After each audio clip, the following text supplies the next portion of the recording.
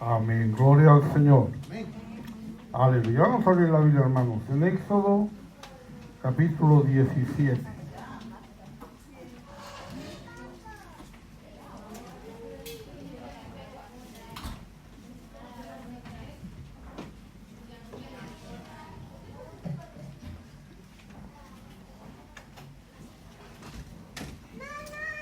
Éxodo capítulo 17, vamos a leer del 1 al 7. Amén. Dice la palabra: toda la congregación de los hijos de Israel partió del desierto de Sin por sus jornadas, conforme al mandamiento de Jehová, y acamparon en Refidim, y no había agua para que el pueblo bebiese. Y ante el pueblo de Moisés dijeron: danos agua para que bebamos. Moisés les dijo: ¿qué acerca del momento que invitáis a Jehová? Así que el pueblo tuvo allí sed, y murmuró contra Moisés, y dijo: ¿por qué nos hiciste subir de Egipto para matarnos de sed a nosotros, a nuestros hijos y a nuestros ganados? Entonces clamó Moisés a Jehová diciendo: ¿qué haré con este pueblo? De aquí a un poco me apedrearán. Y Jehová dijo a Moisés: pasa delante del pueblo y toma contigo de los ancianos de Israel, y toma también en tu mano tu vara con que golpeaste el río, y ve. Y aquí que yo estaré delante de ti, allí sobre la peña de Bet, cortarán la peña y saldrán de ella aguas y beberá el pueblo. Y Moisés lo hizo así en presencia de los ancianos de Israel. Y llamó el nombre de aquel lugar Masá y Meriba, por la rencilla de los hijos de Israel, y porque tentaron a Jehová, diciendo: ¿está pues Jehová entre nosotros o no? Amén. Gloria a Dios. Pueden sentarse, hermanos. Seguimos con la historia de esa peregrinación y esas pruebas que pasaron en el desierto. Nos está mostrando nuestro progreso en el andar con el Señor, desde que salimos de Egipto, le hace el mundo, hasta que lleguemos a la tierra prometida, a ese hogar celestial que tenemos. Dejamos a Israel en el desierto de Sin, donde cayó el maná, donde unos recogieron maná para más de un día y otros recogieron maná para 2 días cuando no correspondía. Del desierto de Sin siguió ese camino en Números 33, del 12 al 14.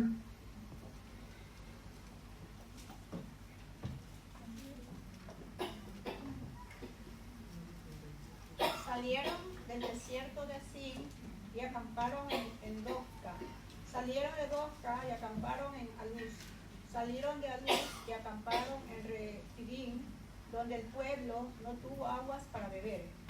Llegaron a Refidim, tuvieron 2 jornadas en medio.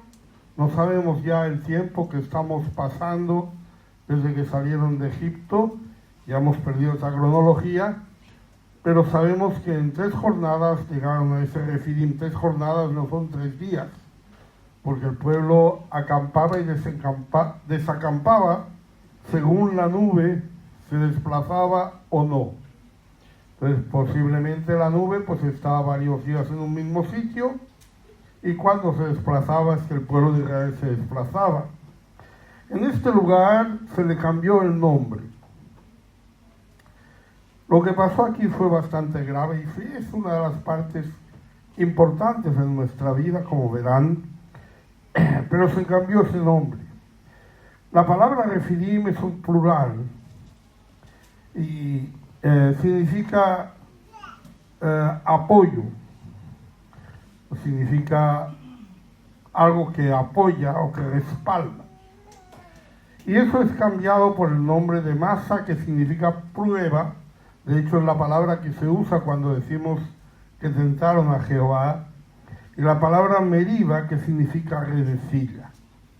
Aquí pasó algo importante.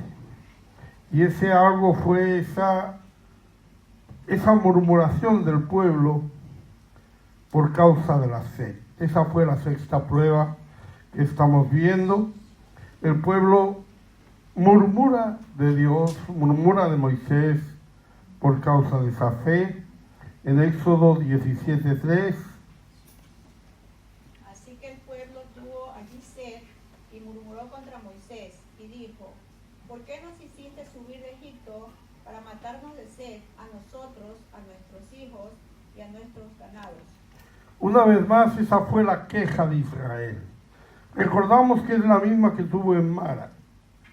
Lo mismo sucedió en Mara. No aprendemos de que Dios siempre provee, no aprendemos de que Dios siempre hace lo que tiene que hacer y protege a su pueblo, y nos sentimos desamparados, nos sentimos mal, tenemos sed y pensamos que es culpa de Dios, de que Dios no está con nosotros. ¿Por qué piensan que Dios no está con ellos? Si todos los días veían la nube y veían el fuego. Todos los días estaba con ellos. Y todos los días tenían ese testimonio. Pero ese testimonio ya ha venido a ser algo normal. Llega un punto que las cosas son normales. Si preguntáramos al mundo, preguntáramos a la gente del mundo, la gente diría: eso es que la rutina cansa. Hay que cambiar. A lo mejor si en vez de ser nube y fuego, unas veces fuera nube y otras veces fuera lluvia y otras veces fuera otra cosa, y las cosas cambiaran, pues la gente estaría más pendiente. Pero ya como esto ya es una rutina, es siempre lo mismo, ya lo hemos dejado ahí, ya no le damos valor. Porque hay una presencia de Dios en nuestra vida constante a la que no le damos valor. Porque es normal. Es lo normal, es lo que pasa siempre. Jeremías, en sus lamentaciones, cuando ve la ciudad destruida, él está quejándose, empieza a hacer una endecha, dos endechas, está lamentando uno, lamento dos, lamento tres, y en el lamento tres él ya dice: una cosa he reflexionado en mi corazón, por lo cual también esperaré. Es por la misericordia de Jehová que no hemos sido consumidos. Y hermano, yo estaba pensando el otro día, veía unas personas delante de sus casas destruidas en Colombia, en el terremoto, y me acordé de Jeremías. Porque ellos evidentemente estaban lamentando, y hacen bien en lamentar porque es terrible, pero yo pensé, fíjate, Jeremías diría: pero por la misericordia de Dios estoy vivo. Me puedo quejar de que no tengo casa, de que lo he perdido todo, pero estoy vivo. Porque hay muertos. Hay muchos muertos. El que queda vivo no valora el hecho de estar vivo, pero se queja del hecho de lo que ha perdido, porque lo de estar vivo lo considera normal, lo lógico. Lo extraordinario es morirse. Lo normal es estar vivo. Entonces, cuando una cosa se convierte en normal, la dejamos ahí que parece que no está. Y estos se están preguntando: ¿está Jehová con nosotros o no? Mira la nube.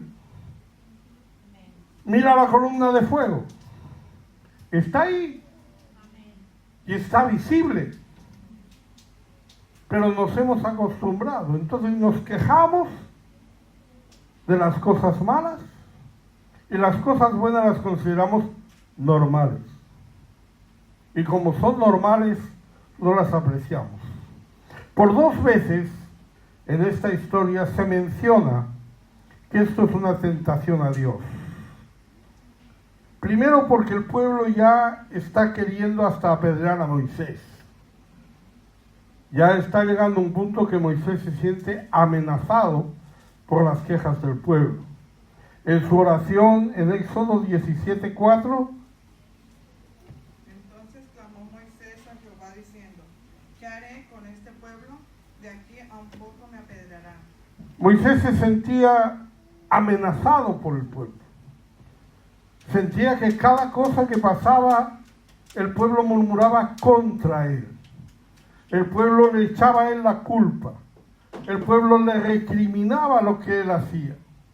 Que lo que estaba haciendo era liberarles, lo que estaba haciendo era llevarles a un lugar mejor, lo que estaba haciendo era mostrarles la grandeza de Dios, pero ellos solo veían que tenían sed. Teníamos sed. Y así por 2 veces, en Éxodo 17:2. Y acercó el pueblo con Moisés y dijeron: danos agua para que bebamos. Y Moisés les dijo: ¿por qué acercáis conmigo? ¿Por qué tentáis a Jehová? ¿Por qué tentáis a Jehová? Porque están altercando con Moisés, pero evidentemente Moisés no es el responsable. Ni es el responsable de que tengan agua, ni es el responsable de que les falte agua, ni es el responsable de lo bueno, ni es el responsable de lo malo. Todo esto viene de Dios. Cuando nosotros estamos en el reino de Dios, estamos en la palabra de Dios, estamos en la iglesia de Dios, las cosas son de Dios. No son del pastor, no son del hermano, no son del visitante, no son del amigo, las cosas son de Dios. No somos nosotros los que hacemos las cosas, es Dios quien lo está haciendo.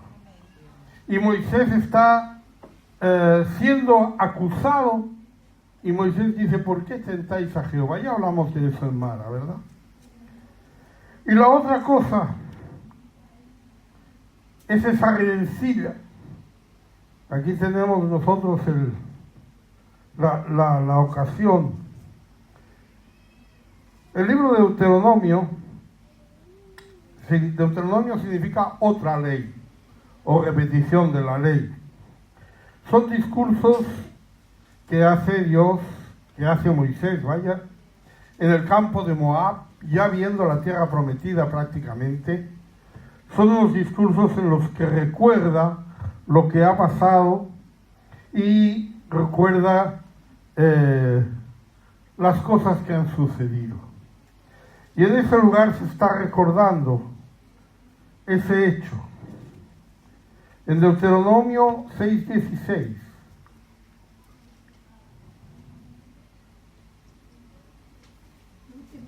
No tentarás a Jehová vuestro Dios como la tentáis en Masá. Como le tentasteis en Masá. Esta es la historia. Este es el texto que usó también Jesús cuando fue tentado por Satanás. No tentarás al Señor tu Dios como le tentasteis. Esas tentaciones no agradan a Dios. Esos comentarios, esas quejas, esas preguntas, vamos a decir, absurdas. ¿Está Dios con nosotros o no? Eso no agrada a Dios. Es más, seguimos viendo otras veces que se cita para ver cómo lo aplican. Deuteronomio 9:22. También en Tabera, en Masá y en Kibrot, Acabá, provocasteis a ira a Jehová. En Masá dice: provocasteis a ira a Jehová.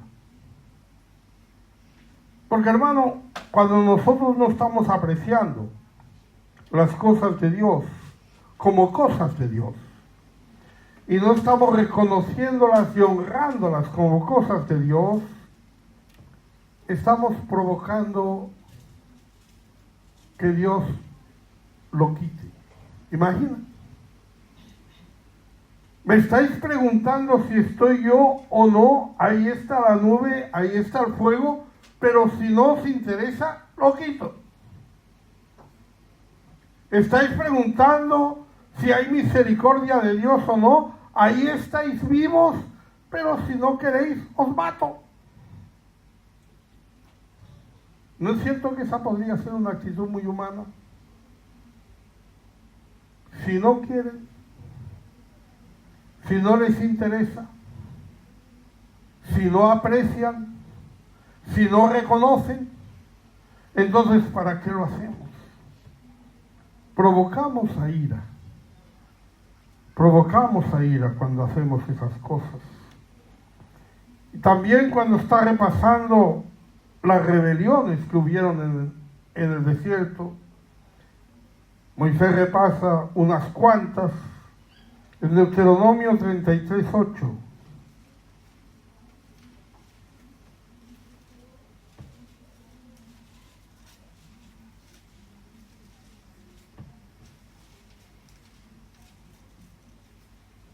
A Leví dijo, tú, tu Tumim y tu Urim sean para tu varón piadoso, a quien probaste en Masá, con quien contendiste en las aguas de Meriba. Probaste en Masá, contendiste en las aguas de Meriba. Contendiste.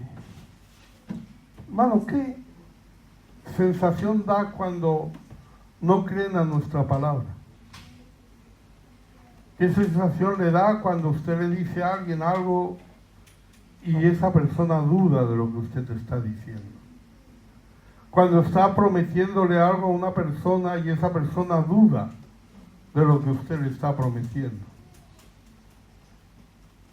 Dice que contristaste, contendiste con Jehová en las aguas de Meriba, discutiste. ¿Por qué? Estamos pasando sed, estamos pasando necesidad, estamos en un momento difícil.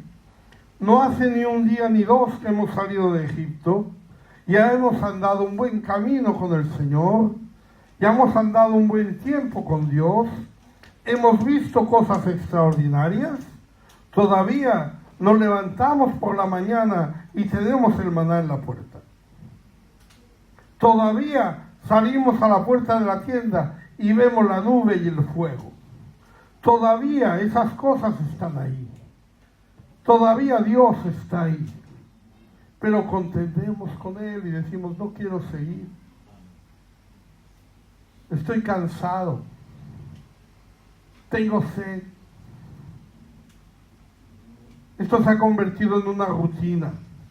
Se ha convertido en algo tan repetitivo que ya no me estimula, ya no me mueve. El primer día, el segundo día, el tercer día, yo salía de mi tienda a buscar el maná y decía, ¡ay, qué bien, ahí está mi comida! Pero ahora ya es lo de siempre, es lo normal, es lo natural, ya no lo aprecio. De hecho van a llegar a aborrecer el maná, pero ya lo veremos más adelante. Somos así. Tengamos cuidado que estas actitudes humanas no lleguen a nuestra vida espiritual. Porque es terrible. Podemos ver esa indecisión en el Salmo 95, del 8 al 11.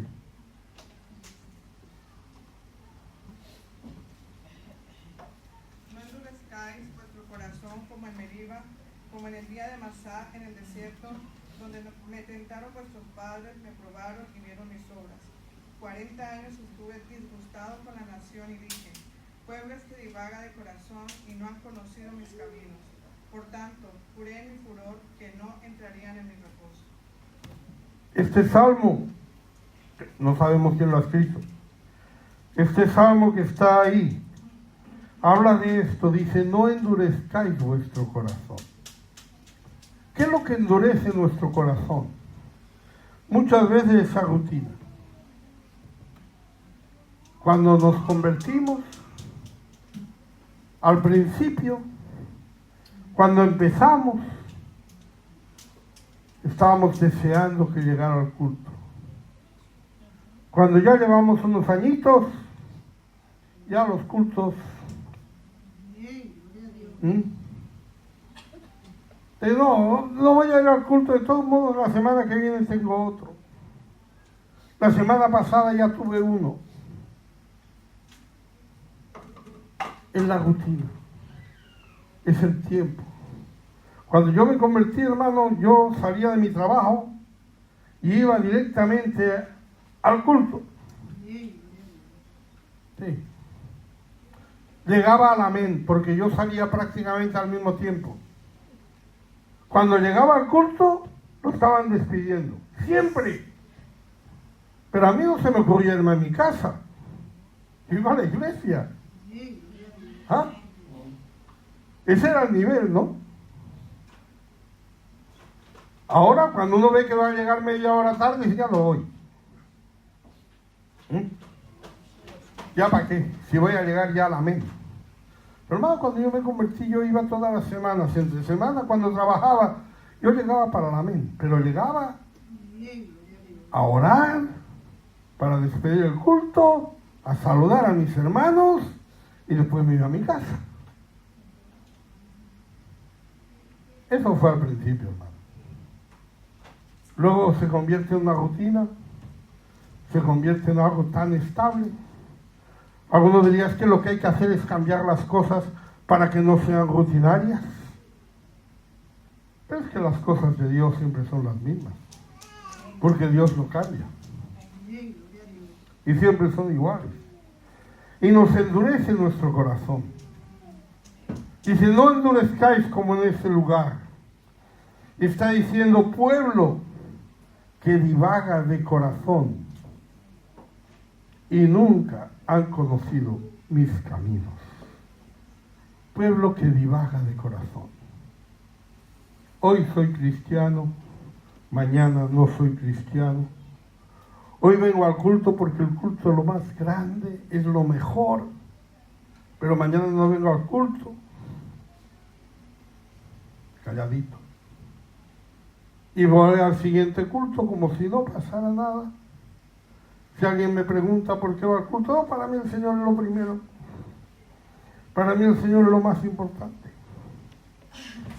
Nuestro corazón divaga, hermano. Un día nos levantamos cristianos y otro día no. Un día nos levantamos bien, otro día nos levantamos mal. Pero así fue en Meriba. Y eso es puesto como ejemplo de dureza de corazón en el Nuevo Testamento. Esto se cita en Hebreos 3, versículos 8 y 9.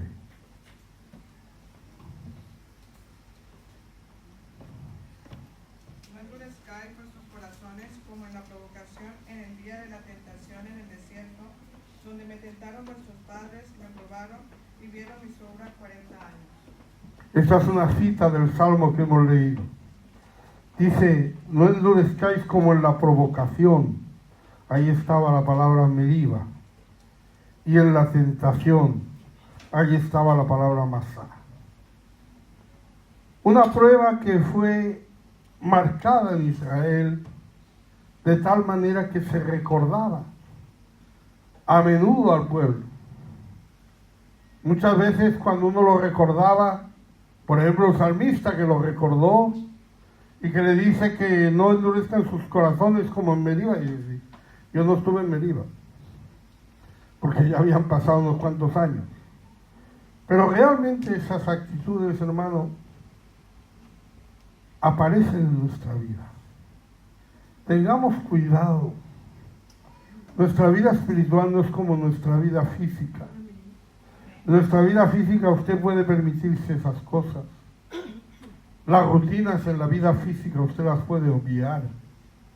Cuando las cosas son repetitivas usted puede dejarlas, puede cambiarlas, puede tratar de hacerlo de otra manera, puede pintarlo de otros colores. Pero las cosas de Dios son como son.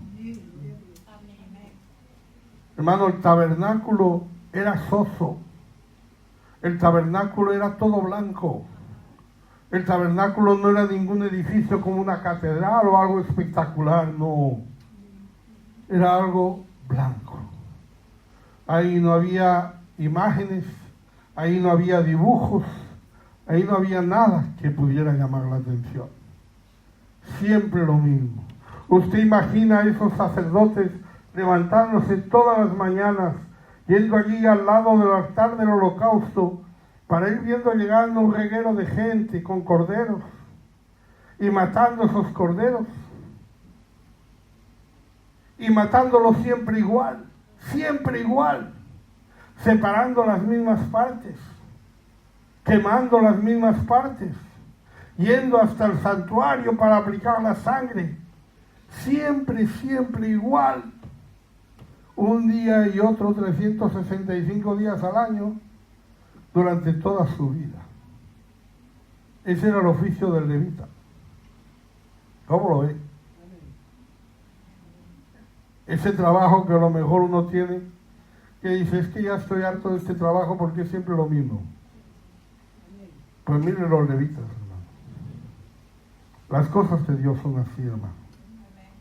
Y tenemos que aprender, yo creo, más que aprender tenemos que considerar, porque no se trata de aprender, se trata de considerar las cosas de Dios, que son maravillosas. Y no son maravillosas porque son espectaculares, no son maravillosas porque son diferentes, son maravillosas porque son de Dios. Uno sale a la puerta de su tienda y ve la nube. ¡Qué maravillosa la nube! No, maravillosa no, ahí hay nube. Pero esa es de Dios. Esa es la diferencia.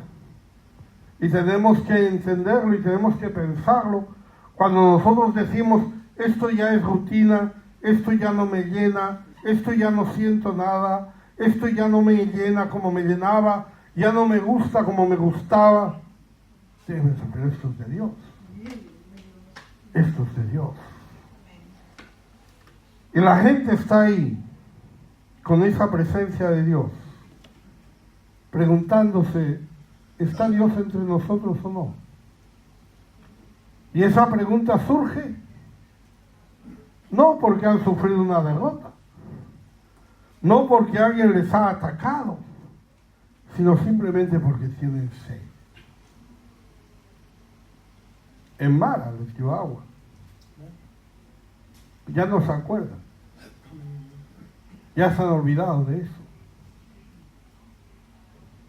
Otras veces el Señor nos ha dado la victoria, otras veces nos ha consolado, otras veces nos ha bendecido, pero ahora tengo sed. Y yo digo, ¿dónde está Dios?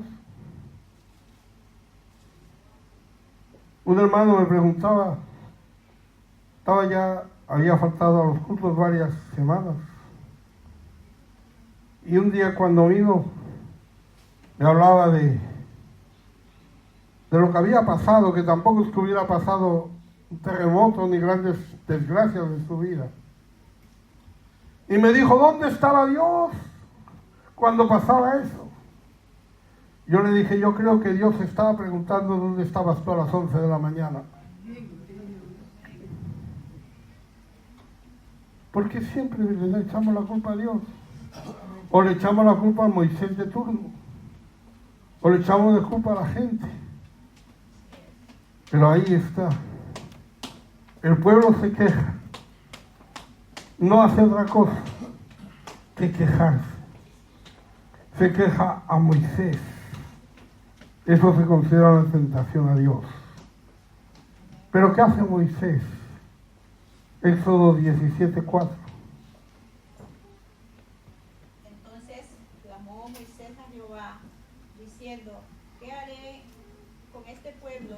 De aquí a un poco me apedrearán. Moisés clamó a Jehová. Esa es la dirección correcta. Las quejas a Dios. Los problemas a Dios. No a Moisés. El pueblo no ora, tengo sed. ¿Y por qué no le pide a Dios?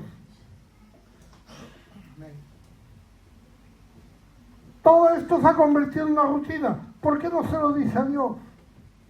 ¿Por qué no se pone delante de Dios y se lo explica? No. Me voy a Moisés. Nos ha sacado ahí a morir en el desierto. Moisés clama. ¿Y qué pasa cuando clamas, Moisés? Dios responde. Cuando usted clama, Dios responde. Cuando usted se queja, Dios no responde. Pero cuando usted clama, Dios responde. Y hay esa respuesta de parte de Dios en Éxodo 17, del 4 al 6.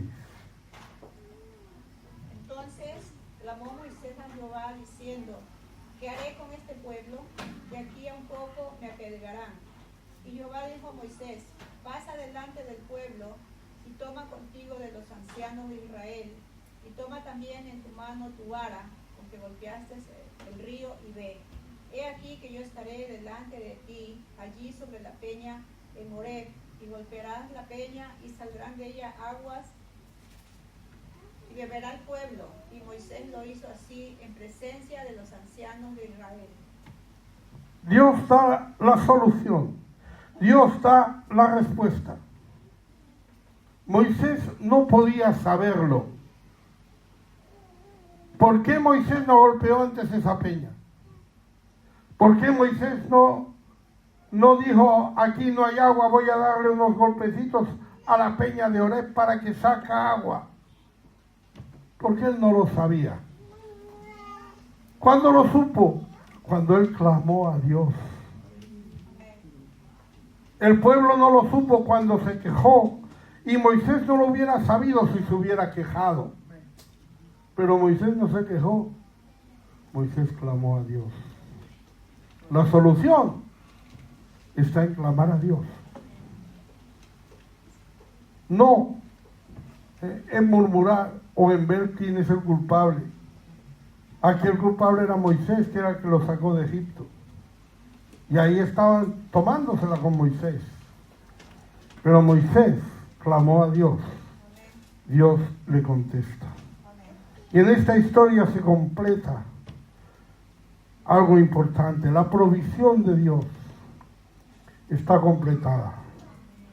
Haciendo un poquito de repaso. La primera prueba que fue en Pi-Hahirot, cuando ellos se encontraron entre el mar y los egipcios. ¿Qué pasó?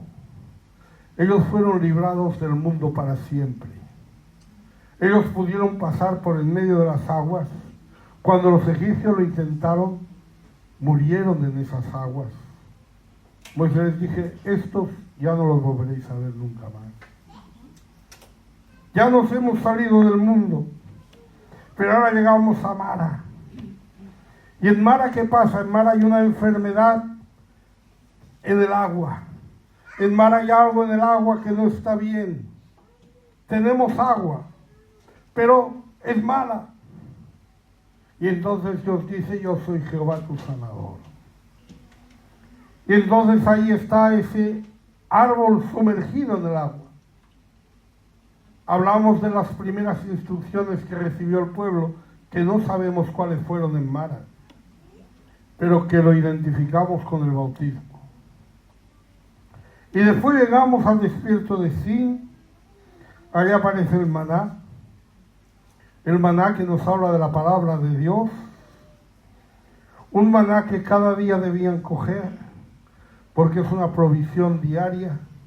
Dios trabaja día a día, y nosotros debemos venir a Dios día a día, todos los días. Y también vimos ese sábado, cómo el Señor, aquello que de un día a otro se pudría, lo conservaba cuando el pueblo obedecía.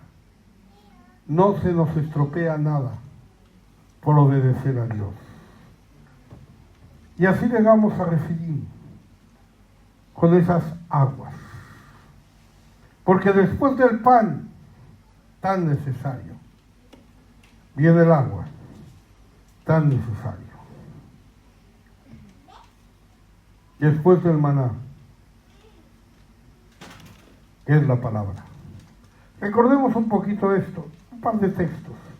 Deuteronomio 8:3.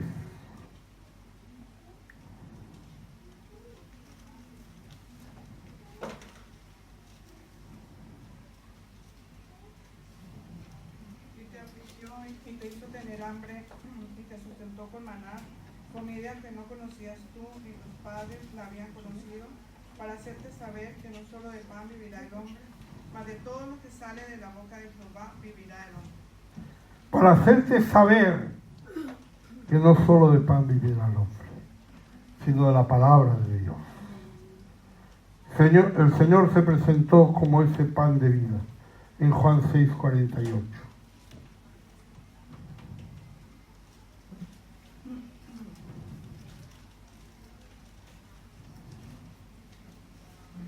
Yo soy el pan de vida. Amén. Eso fue lo que ya vimos. La necesidad de la palabra de Dios. La necesidad de alimentarnos todos los días del alimento de Dios, que es su palabra. No vivimos solo de pan, sino de la palabra que sale de la boca de Dios. Pero también hay que beber. De hecho, la bebida es más necesaria.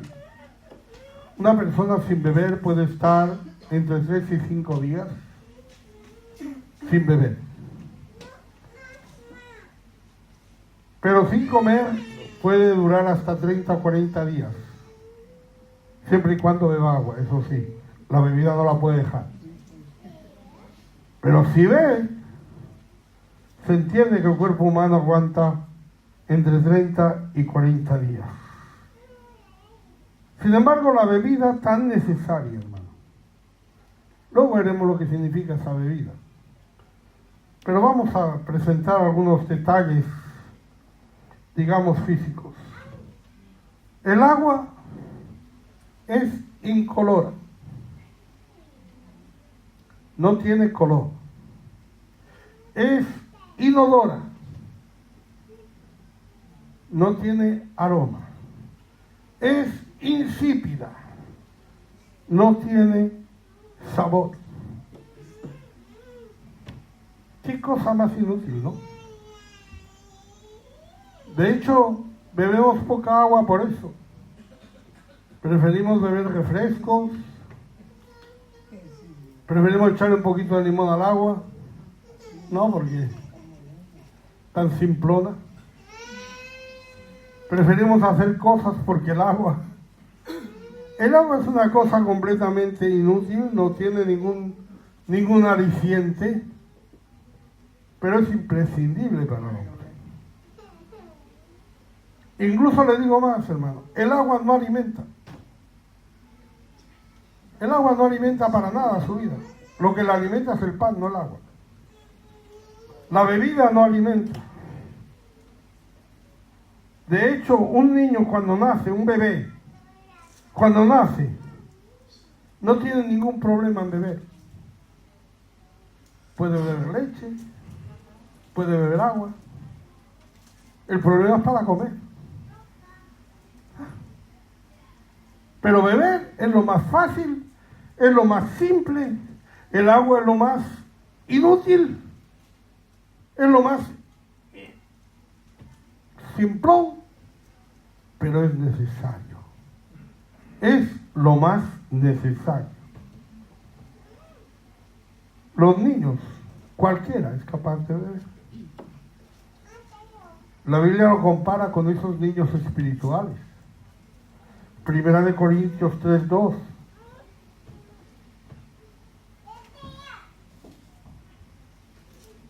Os di a beber leche y no vianda, porque aún no erais capaces, ni sois capaces todavía. Le habla a los corintios. Le dice, todavía no sois capaces de comer. Solo podéis beber, como los niños. Lo único que podéis hacer es beber. En Hebreos 5, 12 y 13. Porque debiendo ser ya maestros, después de tanto tiempo, tenéis necesidad de que se os vuelva a enseñar cuáles son los primeros rudimentos de las palabras de Dios. Y habéis llegado a ser tales que tenéis necesidad de leche y no de alimentos sólidos. Y todo aquel que participa de la leche es inexperto en la palabra de justicia, porque es niño. Hebreos usa el mismo argumento, nos lo amplía un poquito y nos advierte. Hay aquí una advertencia, hermano, que a mí me llama la atención mucho. Les dice, debiendo ser ya maestros después de tanto tiempo. Tal vez usted se acaba de convertir, tal vez lleva poco tiempo convertido.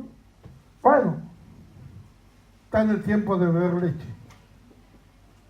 Pero ¿qué tal cuando uno ya lleva 10 años, 20 años y seguimos igual? Dice debiendo, no pudiendo, sino debiendo.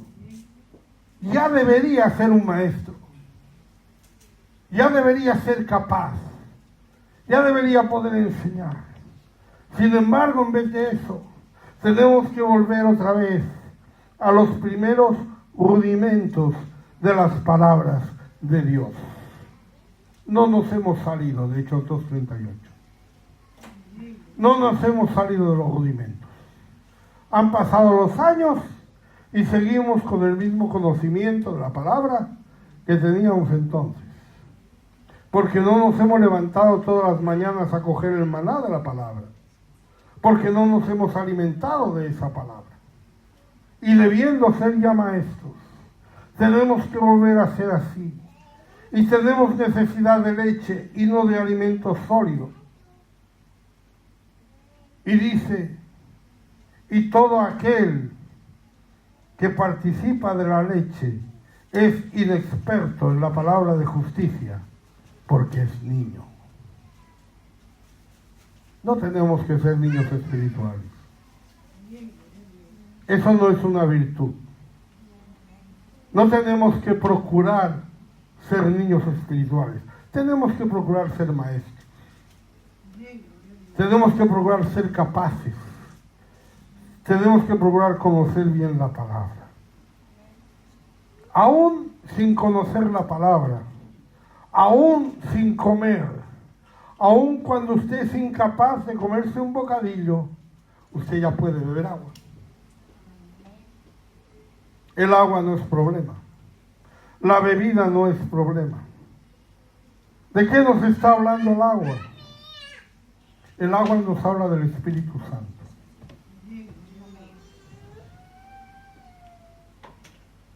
Usted puede sentir el Espíritu Santo aún antes de conocer la Biblia.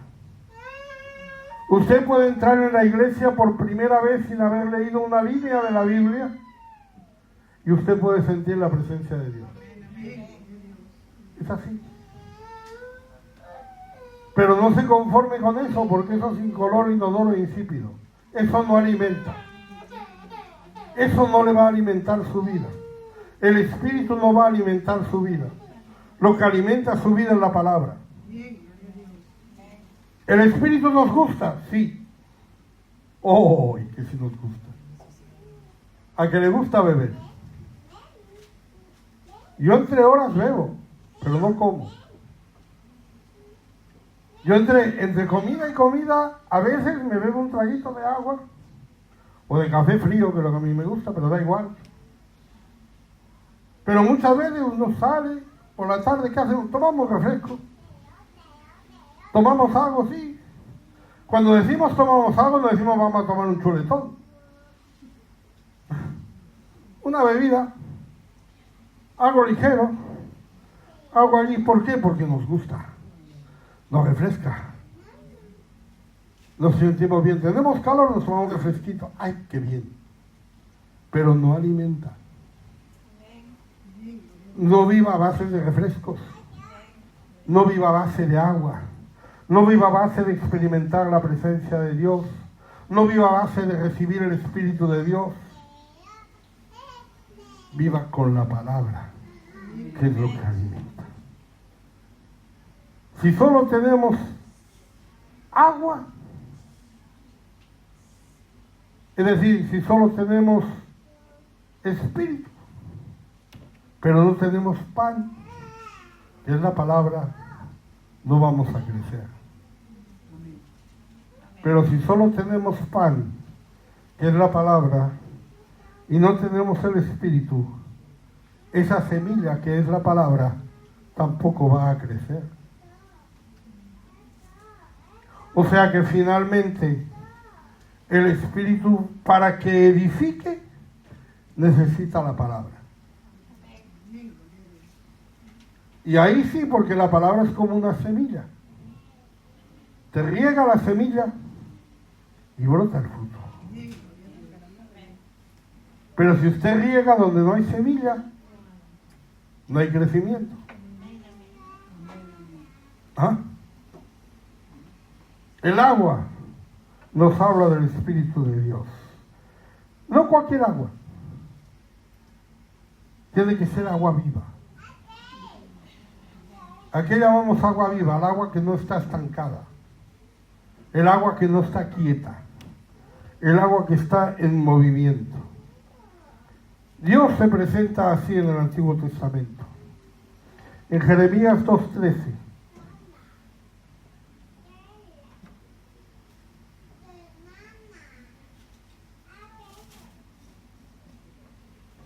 Porque dos males ha hecho mi pueblo, me dejaron a mí fuente de agua viva, y cavaron para sí cisternas rotas que no retienen agua. Yo soy una fuente de agua viva. Dios es una fuente. El Espíritu de Dios fluye, el Espíritu de Dios se mueve. El Espíritu de Dios no es algo quieto, que de pronto está por aquí aposentado. Es algo que se está moviendo. Es algo que siempre está haciendo. Es algo que siempre está cumpliendo con su parte.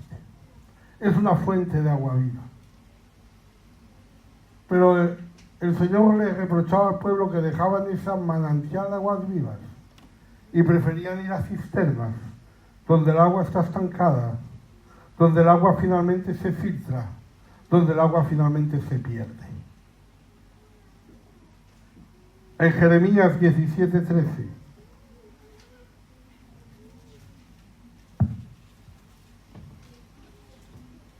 Oh Jehová, esperanza de Israel, todos los que te dejan serán avergonzados, y los que se apartan de mí serán escritos en el polvo, porque dejaron a Jehová manantial de aguas vivas. Porque dejaron a Jehová manantial de aguas vivas.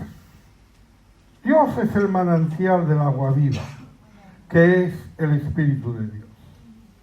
Dios es el manantial de donde surge todas las obras del Espíritu, todo el fruto del Espíritu, todo lo que el Espíritu hace, viene de parte de Dios. Y aquí hay un texto que quiero comentarle así de pasada. Aquí dice: y los que se apartan de mí serán escritos en el polvo. ¿Se ha dado cuenta de esa frase?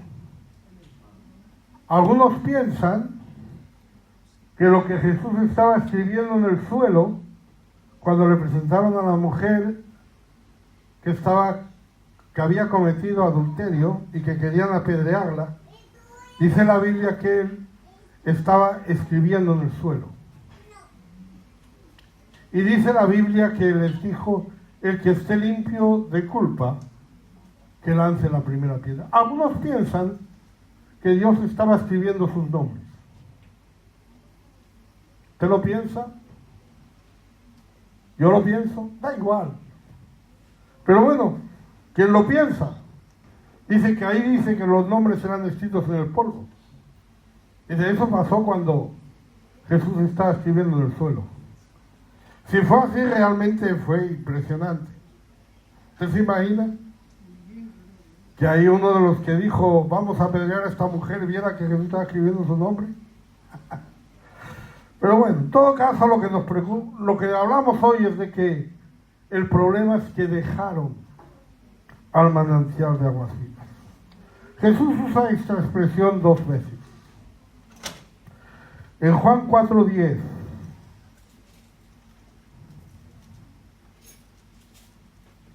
Respondió Jesús y le dijo: si conocieras el don de Dios y quién es el que te dice dame de beber, tú le pedirías y él te daría agua viva.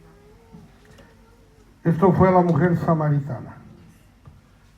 Él te daría agua viva. El agua que Él te va a dar no es el agua del pozo que vienes a buscar. No es un agua estancada. No es un agua de cisterna. Es un agua viva. Dios es esa fuente de agua viva. ¿Dónde está diciendo el Señor que va a haber una fuente de agua viva? Juan 4:14. Mas el que bebiere del agua que yo le daré, no tendrá sed jamás, sino que el agua que yo le daré será en él una fuente de agua que salte para vida eterna. Será en él una fuente de agua viva. El Señor iba a venir a morar. Será en él. Será algo que personal. Será algo que sucederá en su vida. El Espíritu Santo no va a estar en el pozo. No va a estar en los cielos. Esa fuente será en él. Estará en él. La otra ocasión que lo uso fue en la fiesta de los tabernáculos. Juan 7, 37 a 39.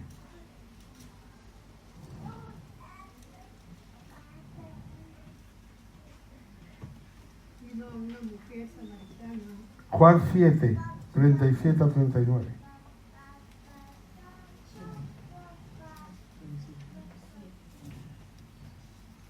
En el último y gran día de la fiesta, Jesús se puso en pie y alzó la voz diciendo: si alguno tiene sed, venga a mí y beba. El que cree en mí, como dice la Escritura, de su interior correrán ríos de agua viva.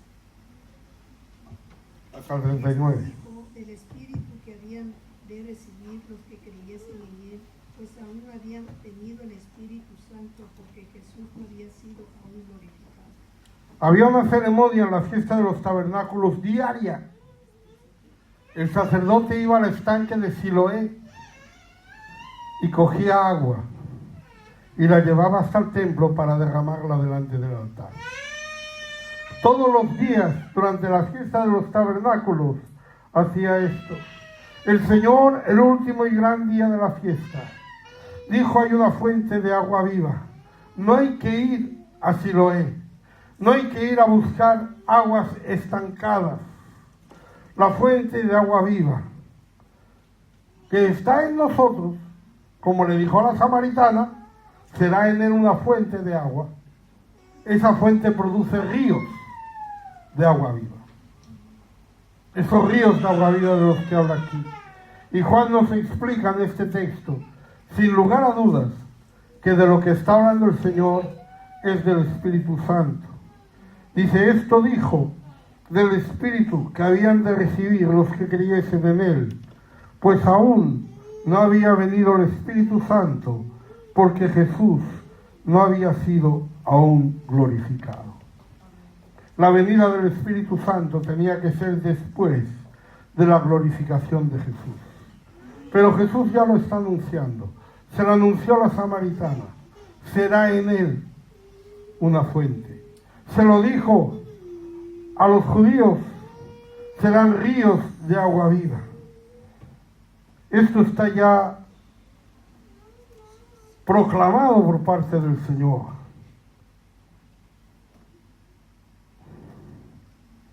Y esto se ofrece a todo el mundo. Hemos leído en el versículo 37, si alguno tiene sed. Si alguno tiene sed. Los israelitas en el desierto tuvieron sed, pero no fueron a Dios. Jesús dice: si alguno tiene sed, ¿qué? Quéjese a Moisés. Venga a mí, dice el Señor, y beba. Por eso cuando fue glorificado, el Espíritu Santo se derramó. No podía derramarse antes. En Juan 14, 17.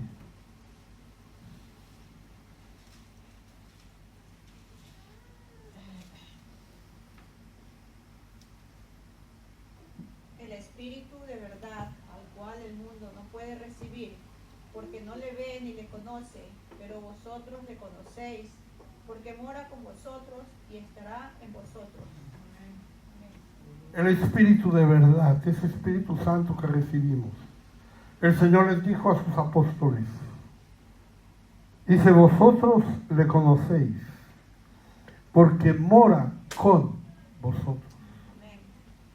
¿Quién estaba morando con ellos? Jesús. Y estará en vosotros. ¿Quién es el que recibimos cuando recibimos al Espíritu Santo? A Jesús. Por eso tenía que ser glorificado. Si no, el Espíritu Santo podía haber venido a nosotros antes, pero primero tenía que acabar la manifestación en carne, tenía que ser glorificado y tenía que descender en espíritu para morar en nosotros. Eso es lo que le dijo a la mujer samaritana. Será en él una fuente de agua que salte para vida eterna. Eso es lo que dijo el día de los tabernáculos. De su interior correrán aguas vivas. Así se completa el plan de salvación, porque esa fuente de agua que le anunció la samaritana es una fuente que salta para vida eterna. Esto está ya anunciado en Isaías 44:3.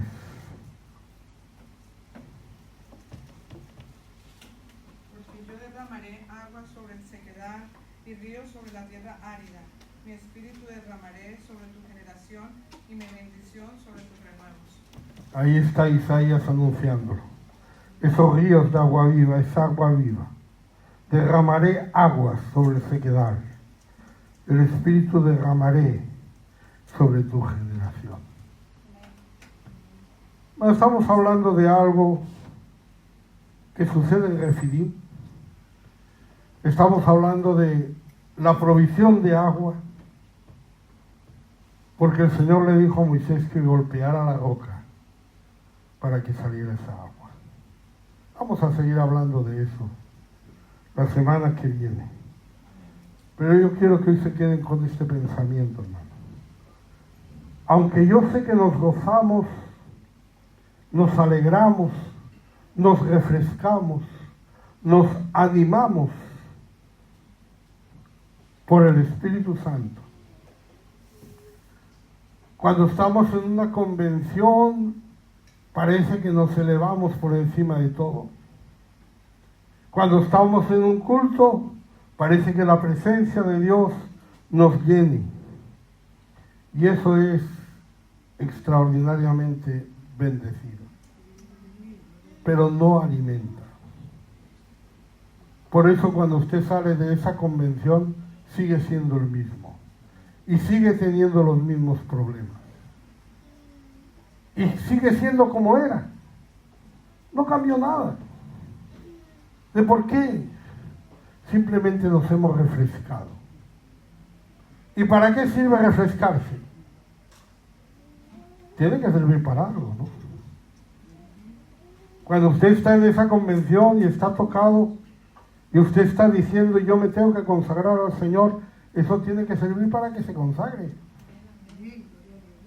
Consagrarse al Señor no es hablar en lenguas todos los días. Ajá. ¿Qué nos alimenta? Nos alimenta el maná, nos alimenta la palabra. Pero el Espíritu trabaja en nuestro interior. Es en nosotros una fuente que produce unos ríos, produce unos caminos, produce unas instrucciones para nosotros, para que nosotros podamos andar en la voluntad de Dios. Aleluya. Vamos a ponernos en pie, hermano, a cantarle al Señor.